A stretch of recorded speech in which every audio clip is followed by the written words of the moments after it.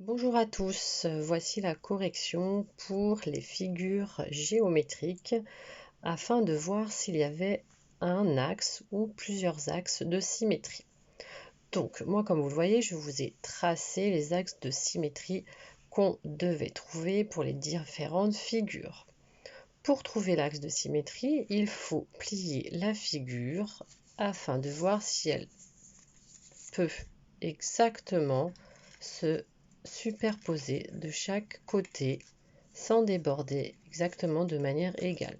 Donc pour la figure 2, on pouvait la plier dans ce sens et on pouvait également la plier dans ce sens. Donc il y avait bien deux axes de symétrie. La même chose pour celui-ci, la figure 3, donc le losange, on pouvait plier dans ce sens et on pouvait plier dans ce sens. Donc il y avait deux axes de symétrie. Pour le triangle, c'est le triangle, celui-ci, il avait les trois côtés de la même longueur. Donc il y avait un axe de symétrie comme ceci, un axe de symétrie comme ceci, comme ceci, et un axe de symétrie comme ceci. Donc trois axes de symétrie. Pour la figure numéro 1. Pour la figure numéro 7, pour la figure numéro 1, donc c'était le carré, vous l'avez reconnu. Le carré a donc 1, 2, 3, 4 axes de symétrie. On peut le plier dans les deux diagonales, comme ceci et comme ceci. Et on peut le plier aussi comme ceci, et encore dans le sens comme ceci. Donc il fallait bien trouver tous ces axes de symétrie possibles.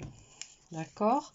Ensuite, nous avions la figure numéro 5. Donc c'était un triangle. On avait deux côtés de la même longueur et un côté différent. Donc pour celui-ci, on pouvait le plier que dans le sens de la hauteur, comme ceci. Si on le plie dans ce sens-là, vous voyez bien que ça ne fonctionne pas, ça ne se superpose pas. D'accord? Donc celui-ci n'avait qu'un axe de symétrie. Ensuite, celui-ci n'a pas d'axe de symétrie. On ne peut pas le plier comme ceci. Vous voyez bien, les bords ici ne se superposent pas. D'accord? Ce n'est pas droit, donc ça ne va pas. Et si j'essaye également dans l'autre sens, vous voyez bien que ça ne va pas non plus. Le bord dépasse. Donc celui-ci n'avait pas d'axe de symétrie. La numéro 4 n'a pas d'axe de symétrie. Ensuite, la figure numéro 6, d'accord, n'a pas d'axe de symétrie non plus. Les côtés sont tous de longueur différente. Et si on plie la figure, on voit bien que ça ne peut pas exactement se superposer. Donc il n'y a pas d'axe de symétrie pour la figure 6. Pour la figure 8, c'est la même chose. Les trois côtés sont différents. Donc même si on la plie dans ce sens-là, qu'on essaie de mettre bord à bord, ou dans l'autre sens, d'accord, ça ne fonctionne pas non plus. Celui qui vous a posé le plus de problèmes, c'était la figure 9, c'était le cercle.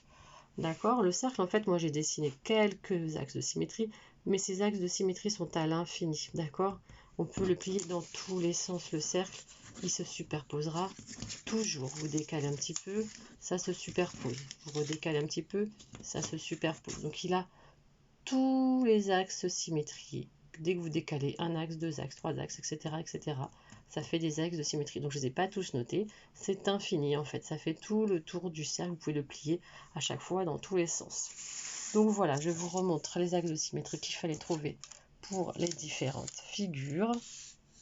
Voilà. J'espère que ça n'a pas été trop compliqué. Nous allons continuer à travailler dessus. Et je vous souhaite une bonne journée.